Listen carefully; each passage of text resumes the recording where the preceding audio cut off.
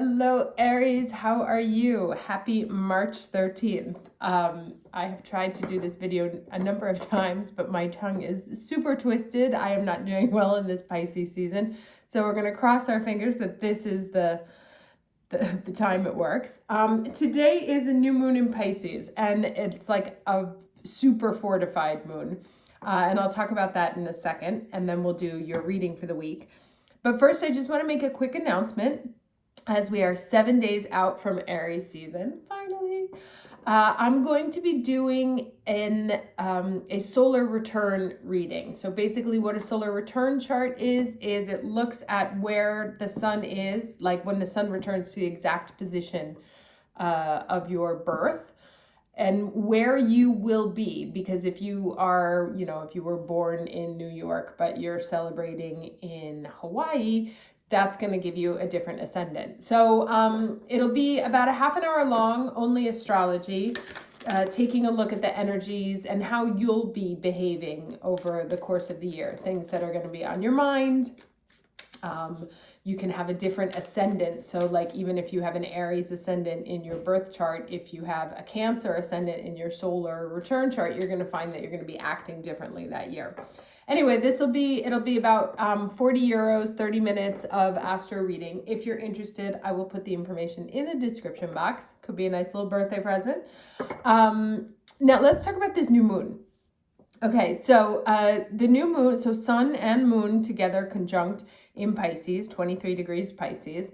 And at the same time, Neptune and Venus are conjunct. Now, Neptune is the higher octave of Venus. So that's like a double dose, triple dose of energy there. And they're all conjunct because they're within about 2 or 3 degrees of each other. So this is a lot of Piscean energy. I don't know how all of you have been dealing with it. I spent like 4 days where I just worked from bed because I literally couldn't even make it to my desk. I wanted to read, so actually what I'm going to do is, since this is my Pisces deck, I'm going to do our advice cards from here. So I'll pull 3 cards here while I talk and put them up there, and these will be the advice that I read later. But I wanted to take a look at something that Dane Rudyard said. Now, he is one of the foremost experts on the Sabian symbols, which I like to use for my moons. And the Sabian symbol for this moon is a materializing, and materializing is in quotes, so a materializing medium giving a seance. And he says the keynote of this is the ability to give of one's own vital energy to substantiate one's conscious ideals or unconscious desires. And he goes on to say the person who believes he or she has a mission or mandate or any special gift that can be of value to his community must substantiate this belief. He has to produce results. Sometimes this involves difficulties and special conditions or circumstances. It always demands, to some extent, the gift of some power of value which is deeply one's own. The thought of sacrifice was suggested by the white lamb in the first symbol of this 5-old series. Something precious involved in a deeply personal experience has to be surrendered, offered to others. The medium's psychic substance provides the materials made visible in the phenomena, if the latter are genuine. After the seance, the medium is usually exhausted. The performer gives of his very life to the performance. This refers to the third stage in the 71st 5-fold process, because the Sabians are split into sections. This display of psychic power that the symbol depicts can be interpreted positively or negatively according to the motives that induced the medium to give the seance. In its most constructive aspect, it suggests the keyword substantiation. The shadowy aspect of the process is deception. Now, what he means here, it's kind of old school writing, what he means here is basically walk the talk, right? If you're gonna say you're a humanitarian, then you gotta do humanitarian things, right? If you're gonna say you're a Christian, then we need to behave accordingly, right? Otherwise, it's just, I'm gonna move this back a little, sorry. Otherwise, it's just talk, right? If there's no proof in anything, or if there's no offering of you, of something that you say that you are, then are you, right? And Neptune, as we said, it can be the highest of the spiritual ideals. It can also be the highest of deceptions, where people profess to be one, where they create the illusion of being one thing, but there is nothing to substantiate, which is the polar opposite Virgo, which is all about substantiating. There's nothing to substantiate the veil or the illusion that people are projecting out there. So this new moon here, which is very powerful, to me, you know, and it's in the last 10 degrees of the zodiac, right? So this is really, these are ascension degrees. And some of you may be having ascension symptoms, muscle aches, colds, you know, you can't take certain foods anymore. Intolerance to carbohydrates is very common with ascension symptoms. And you can Google them. There's plenty of websites that talk about what they are. But you may be finding that as you get pushed to, you know, we've been sort of like redefining who we are. We talked about the level up energy that's going on now. And it's like, now it's time to walk the talk, put the proof in the pudding, right? Are you a medium or are you a charlatan? Like which of those is happening? And in order to prove that, you actually have to take the steps, right? A medium who just says she's a psychic, who says they're a psychic, but doesn't actually offer some proof, some material evidence, Virgo again, you know, are they to be believed? So this gives us kind of like two different interpretations. Also, when dealing with people, yes, they make a lot of promises. Watch the actions. Do the actions substantiate the behavior? Do the actions fill the words, right? If you're talking to people in relationships, in jobs, in whatever, you know, looking for partners, do the actions and the promises align? Or does this person talk a lot but doesn't actually prove anything? And on another more personal level, for us, it's like, if we have been saying, we are something, or we want to do something, or that, you know, this is the profession that we believe, how are we substantiating those claims that we are making about ourselves? What in our behavior offers proof that those statements are true?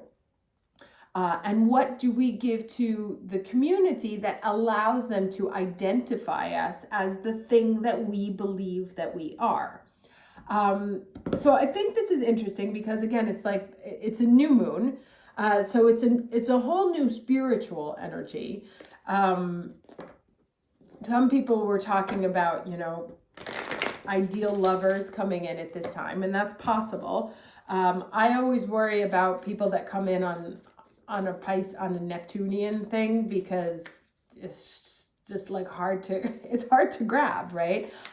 So things that come in now, creative projects, like, as long as it exists in your mind or in the ethers, the question is it real?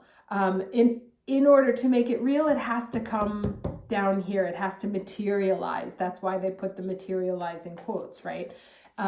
So this is very much about making the spiritual take form, or making the intangible tangible. And that said, let me do a quick read here of the transits this week, because it's actually kind of busy. So as if we didn't have enough Pisces energy going on, Mercury goes into Pisces on the 15th.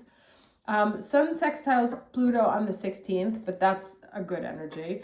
Venus sextiles Pluto on the 18th, also a nice energy. And then finally, Sun moves into Aries on the 20th, and we'll feel that so much. It's like walking out of the water and onto the hot sand. So you'll feel that immediately. And then the next day, on the 21st, Venus moves into Aries.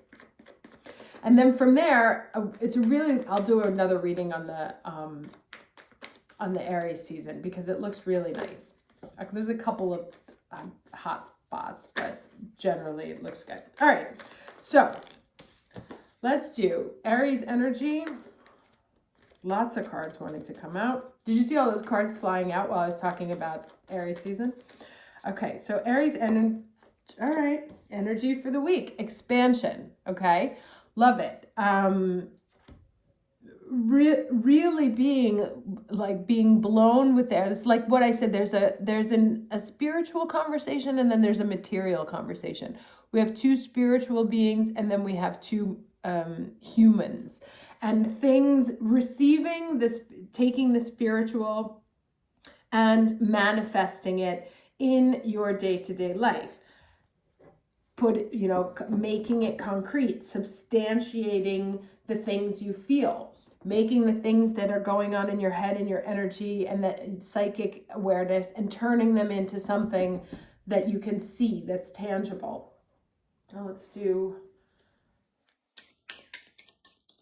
the challenge. What's the challenge energy for Aries for the week of March 13th?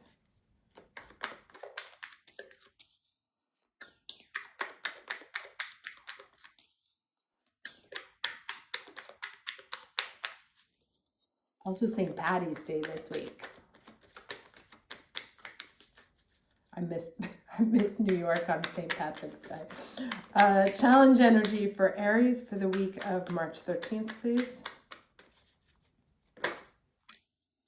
Okay, excuse me, 4 Pentacles.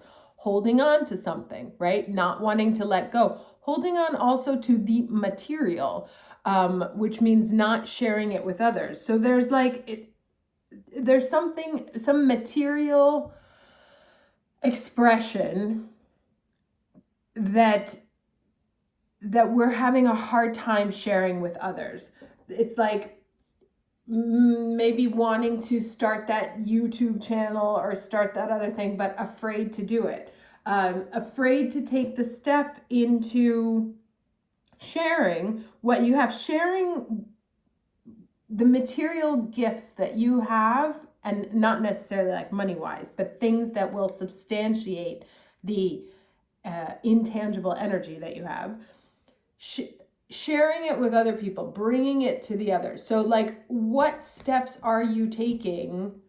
I'm really passionate about cats and animals. I really want to save cats and animals. Okay, great. But what are you doing about it? Like how is that showing up? If that's an identifying piece of your personality, what are you actually doing about it?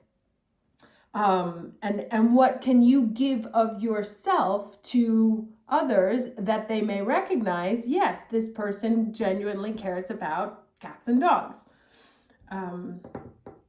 Let's do this here.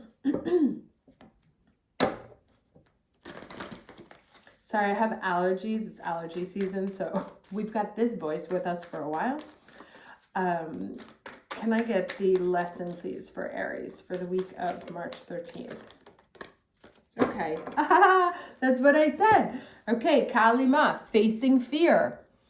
Major spiritual changes are unfolding. This is your chance to soar. So what's holding you back is not that you don't care. It's not that you don't have the skills. What's holding you back is your own fear, because you're afraid of what happens when you let go of these things, right? Or maybe afraid, like, people are going to say I'm not good enough. People are going to say I'm not as talented as I think I am. So it's like, as long as an idea stays an idea, it can't hurt you. But as soon as it becomes real, then other people get to judge it, right? And we don't like that. But what it's saying is, this is the energy right now, especially with this new moon, with that Venus there and that creativity. It's really a time to start making real the things that you hold true about yourself, but that you aren't necessarily acting on. Okay, can I get 2 cards, please? Beginning and ending energy.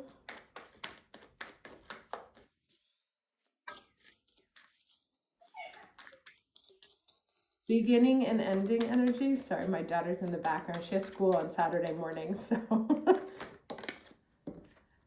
Okay, no place like home. And this may be us, like, in our Piscean, not wanting to get out of bed or leave the house energy.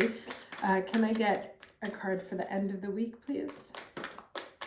Or also coming home to oneself, no? Like finding what energy feels right for us.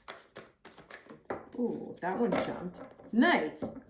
Okay, interesting. And this is a 5, and this is a 5. This says truth be told. See the windows flying open, the petals coming out. Like finally, this card here is the opposite of this card, because this one is holding desperately onto these things, does not want to lose one single piece. And this one is letting it flow very much like this card here, letting it flow into the world, letting it share, expand, so that people may see and recognize you as, hey, yeah, they are that expert in whatever.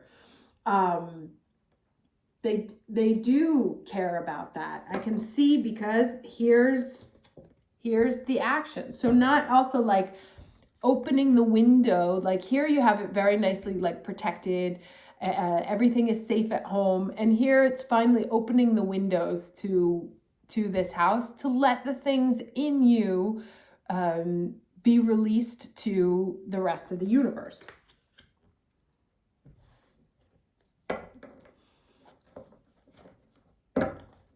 And the only thing holding you back, holding us back, is fear.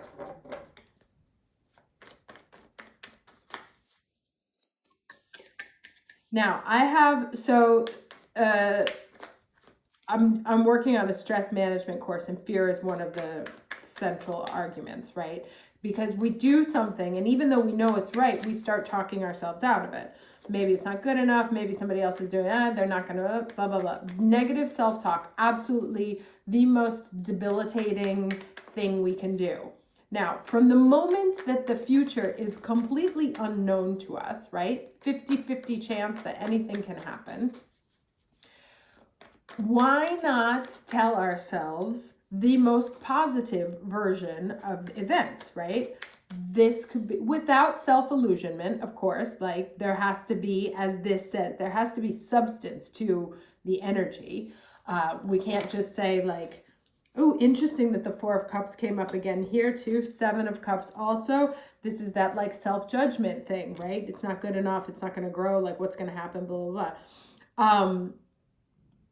So we can't say, I'm going to like, I want to be really rich, but then like have no plan or have no skill that we want to do or not want to work, right? There has to be some substantiation to whatever idea that we have going on is. But at the same time, if you have the energy, the idea, and it's substantiated, this is the time to get over the fear and send it out into the universe, right? And it says, you know, if I go back to this thing here that Dane Rudyard said, it says, after the seance, the medium is usually exhausted. The performer gives of his very life to the performance. So yes, we may feel drained, particularly because we're in Pisces season right now. This giving of our energy can be exhausting. Also another thing, because it came up in a couple of readings that I did this week, if you are actively involved in healing or therapy or anything that has to do with other people where you take on some of their problems in order to heal them, you must find an excellent psychic protection shield for you. Or if you're just particularly sensitive, actually I would say to anybody in this moment, given all the Pisces energy, find a really nice grounding and protective shield energy so that you don't take on other people's stuff. And after any session, make sure you cut all astral ties in all dimensions so that you can keep your energy free and clean. Because sometimes, you know, what happens when you work with other people is you can absorb some of their fear too. So it's like we've got some on our own, and then if we work with other people, we can double down on that. And because of the ethereal nature of the energy right now, we have to be very careful about what we allow. Excellent. Okay, so we've got these 2 cards here, which is like, man, I don't know, what should I do? Is it good enough? I don't know if I want to do that. I don't know if what I made is good enough. What will come of it? It's very sort of self-doubting energy. And then we end up here with this Six of Wands, right? So releasing, facing the fear, releasing something into the world that can bring us the recognition, visibility, and success that we are looking for. And now, of course, some of us may not be looking for recognition, success, and visibility, but what this means is leveled up, right? This can also mean someone on a high horse. So, so this is where that substantiation, the key word that keeps coming up, is important. Have they done the steps to deserve this? Like double check that, or not. If it's you and you've got this thing that you know you want to do, but you're afraid to do, the energy is really encouraging about setting it out there. Yes, you may find yourself like weakened in the process because you're not able to protect it anymore. And it's out in the world, but it's out in the world. And to me, this is the ending card is a really nice omen of, of having, like, feeling your own sense of accomplishment as well. Now, let's cut to these here. Let me make sure that I have the book because that would be funny. All right, so this card here is the Mirror. Who or what is triggering you? Interesting. Let me read that for you. Oh man, these are another one without the numbered cards. That's my beef. Sorry, Mirror 44. And there's no logic to how they're organized. So anyone designing a deck, think about the people who have to use it. The filter of our own experience is how we experience life 90% of the time, through our own projections. When someone reminds us of an unhealed experience, we get triggered. Often it's an unconscious thing. People and situations can trigger our mirrors to reflect back to us what we believe to be true about life, the universe, and ourselves. Mirrors pointing to our shadow and our light. Mirrors revealing the parts of us that are yet to be accepted, witnessed, or loved. This card is guiding you to look closely at what experiences or people are currently triggering in you and what they could be mirroring back to you. When have you felt like this before? Could they be opportunities to heal something in you? Or are they shining a light on something that longs to be witnessed in you? Oh, that last one really resonates with this. This goes for the good and the bad. The good, those who we admire and put on a pedestal. If we do not realize that we are attracted to them because we are like them, we will need to cut them down in order to rise to their level. That's interesting. The bad, those who we despise, are envious of, and put down. If we do not realize that they trigger something in us, then it is still yet to be healed, and we will remain hurt and wounded ourselves. So the questions here are: who or what is triggering you? What is it in you that they are triggering? What part of you longs to be witnessed, right? And that really ties in with the rest of the reading. What part of you wants to be what aren't you sharing because you're afraid of how it's going to be judged once it gets into the world? Let's move on here. So this card is, so this is a very ascension. This is the initiation, rite of passage, crossing the threshold. Let me read this for you. These cards are kind of trippy. Even when I read them, it's like, I don't really understand what they're saying. 68. Okay. Some of the most sacred initiation chambers and temples look scary from the outside, but are breathtakingly beautiful on the inside. This represents the journey that the soul pilgrim is required to take to reach somewhere sacred, but only the initiated can enter. Perhaps that's where you are now. You are being tested, initiated, because you are headed somewhere sacred. Initiations require that we cross the threshold from one world or state of being to the next. We are called to face what scares us and have to be willing to lose it all in order to gain a new way of being, of safety, of security, of depth, of meaning. Initiations, like rites of passage, mark the shift from one age to the next and can take place because of emotional turmoil, great loss, grief, or devastation. But it is through the seeming hardship that our heart cracks open and our spirit is invested to step forward.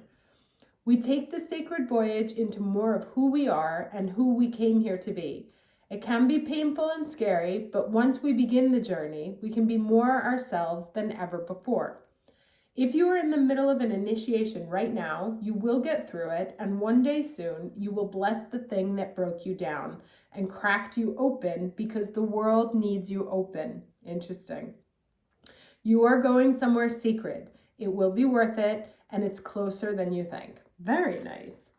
And then finally here, boundaries. Ooh, interesting on this one. Where do you need to establish better boundaries?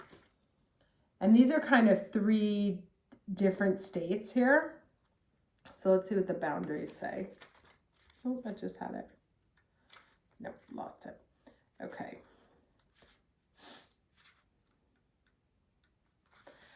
You are being called to create clearer boundaries in your life. This could be with your friends, family, or work. Saying yes when you really mean no leads to resentment, which is the biggest energy drain ever. At first, it might only be a little bit and not feel like a big deal, but before you know it, your energy field becomes porous and you are left feeling depleted, resentful, or taken advantage of. Saying no and having clear boundaries is actually a spiritual act. The most giving, loving, compassionate people are those with the clearest boundaries. For when they say yes, they are able to give unconditionally. When your boundaries are clear, others know where they stand and you are able to give freely. If you are not clear where your boundaries lie, this causes confusion, resentment, and energetic cords to be planted. If you are saying yes when you mean no, you are likely needing something yourself. Ask yourself, what part of me needs something from them? It could be a need of approval, a fear of being seen a certain way, or a fear of loss, which is acquiescence, right? Like you behave in the way that you think they want so that you can get approval or whatever from them. The best way to gauge your boundaries is to check in with your belly. Your belly is the second brain. It has an intelligence known as your gut feelings. Tune into this space when deciding what is okay for you. How does it feel? What is it trying to communicate with you? Okay, so very interesting. Really trippy energy this week. I'm actually I feel a little waterlogged right now. 3 very different situations going on. Asking to where do our words and actions not align? Where do other people's words and actions not align? What are we not sharing with others because we're afraid of what the consequences are? Where do we need to protect ourselves better? Remember, I mentioned that energetic shield, particularly right now, very important. Some of us going through this ascension stage, so definitely Google ascension symptoms. You'll likely find that you have a lot of them. And in the triggering, usually the things you hate in the other people are things that you have as well. So pay attention to those and be willing to, take a look at it and heal from it. Okay, but there's definitely, what keeps coming up is that we have something that we need to share, that it's inside of us, it's in our head, it's in our energy fields. We know it, we're aware of it, we're afraid of it, but we can't, it's not the right time to be holding on to it. It's time to release things into the ethers, understanding that yes, there may be some sort of loss, energetic loss, depletion, we may feel tired afterwards. And so that's why it's important to also have a very good protection shield or ritual that you go through. If you're a therapist and you work with people, at the end of the day, before you come home to your family, you should be doing an energetic cleansing and a cord cutting situation. But it's inviting you to share in the right circumstances, right? Share with proof that of what you're good. Like, put action behind your words. Make sure you take care of yourself. Don't be afraid to be visible to others. But in your being visible to others, remember to have a grounding and protective process that you go to so that it doesn't end up wiping you out. Okay, hope this is helpful. I will try and do a reading this week on energy, on the Aries energy, the Aries season. Otherwise, I will see you next Saturday. Take care.